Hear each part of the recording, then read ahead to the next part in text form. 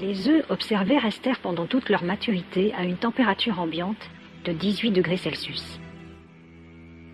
La masse, les capsules, est protégée par une substance riche en nutriments qui les protège aussi d'une dispersion que pourraient provoquer des perturbations de l'environnement immédiat. La ponte observée contenait 58 urnes ovoïdes transparentes d'une longueur de 1 mm et d'une largeur moyenne de 500 microns. Cette substance gélatineuse ralentit aussi la diffusion de certaines molécules biochimiques et serait donc une cause de l'asynchronicité des évolutions. Le zygote, ou l'œuf proprement dit, mesure 50 microns, ce qui est plus ou moins la taille du cœur de l'embryon de 25 jours. Les embryons des capsules, qui sont le plus au centre de la masse, se développent moins vite et parviennent plus lentement à terme que ceux qui sont localisés à sa périphérie.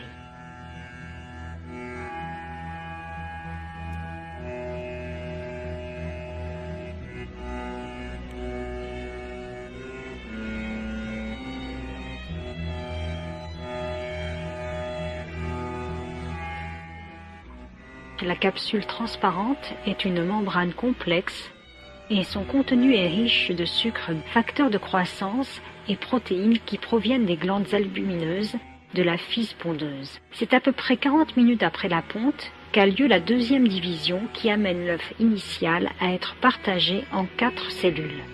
La cellule initiale se retrouve divisée en 16 parties égales un peu plus de 24 heures après la ponte. Après 40 heures d'incubation, on assiste à la formation de la blastula, une masse sphérique avec des larges cellules à l'extérieur d'une sphère et de nombreuses petites cellules à l'intérieur. Elle tourne déjà sur elle-même.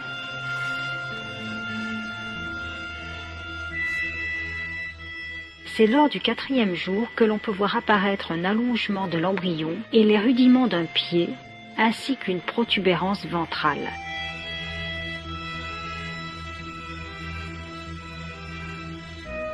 À la fin du 8e jour, la bouche et certaines parties internes de la tête sont visibles.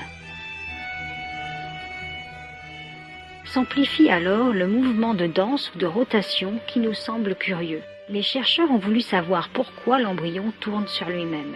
Comme l'embryon est entouré par une substance nutritive qui permet aussi le passage de substances ou de gaz venant de l'extérieur qui doivent être assimilés graduellement par son corps, la rotation de l'embryon permet une bonne répartition des gaz dans la capsule, mais aussi une bonne distribution spatiale des nutriments. Lorsque l'oxygène vient à manquer, on constate des modifications de la rotation de l'embryon.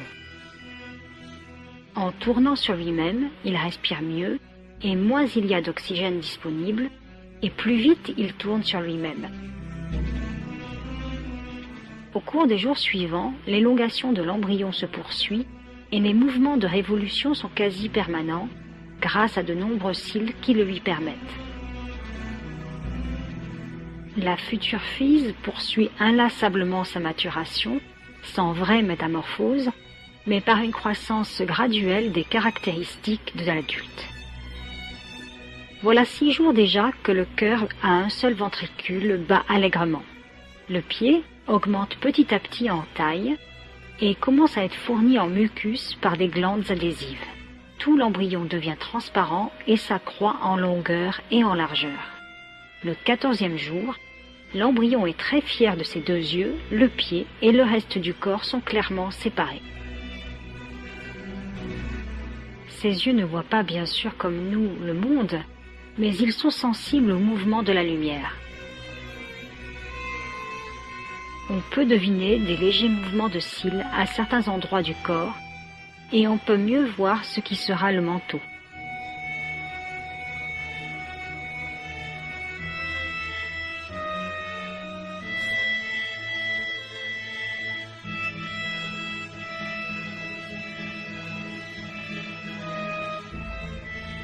Les battements du cœur sont plus rapides lors de la rotation que lorsque l'embryon reste immobile.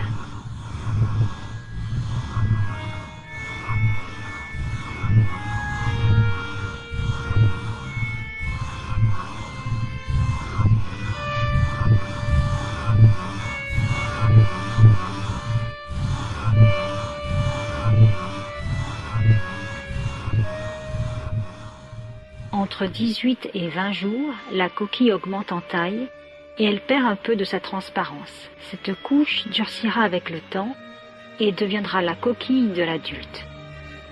Jamais une FISE ne se reconstruira une seconde coquille. C'est au 20e jour environ que l'on pourra apercevoir le sac pulmonaire. On peut voir le pneumostome dans la cavité du manteau, l'activité musculaire s'accroît dans toutes les directions.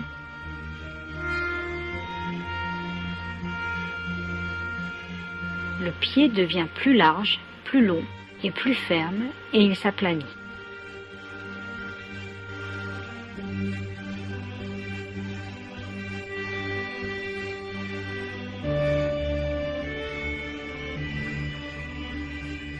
L'embryon occupe peu à peu tout l'espace de l'ovoïde. La capsule semble rétrécir alors que l'embryon mûrit.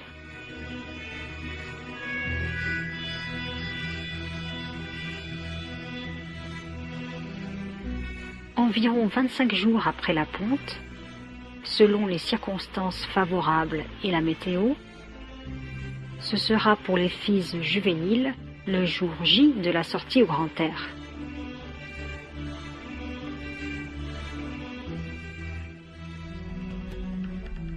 C'est le jour où, en faisant du pied et du nez, l'embryon, parvenu au terme de sa maturation, va déchirer par un système de succion et de levier l'enveloppe qui l'entourait.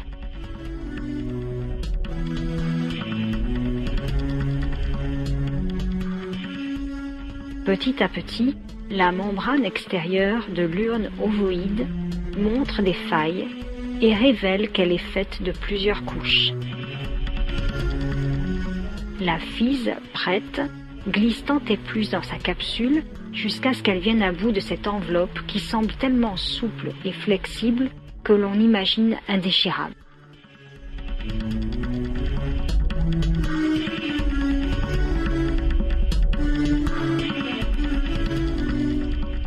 Lorsque l'ouverture est ressentie par l'embryon, il y a, dans le silence de l'eau, comme une effervescence, comme une fête, comme si ce moment était attendu depuis une éternité.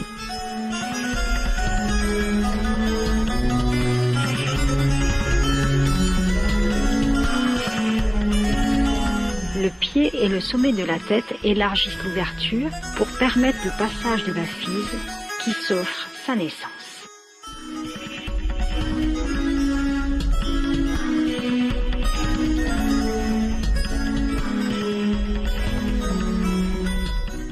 Après l'éclosion, il y a un véritable collapsus de la capsule, désormais inutile, et la jeune FISE peut enfin aller librement respirer l'air du dehors et découvrir le nouveau monde dans toute sa vérité.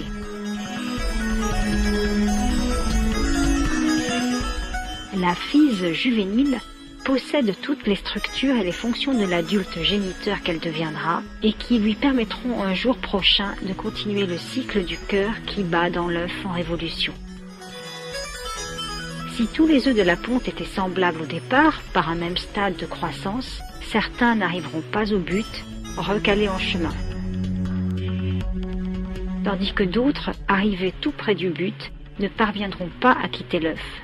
D'autres, enfin, seront les essais-erreurs non vivables qui resteront coincés dans un rêve de la nature.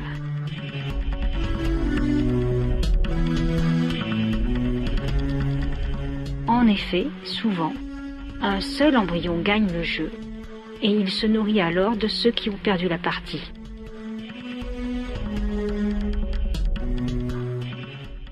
La vie continue.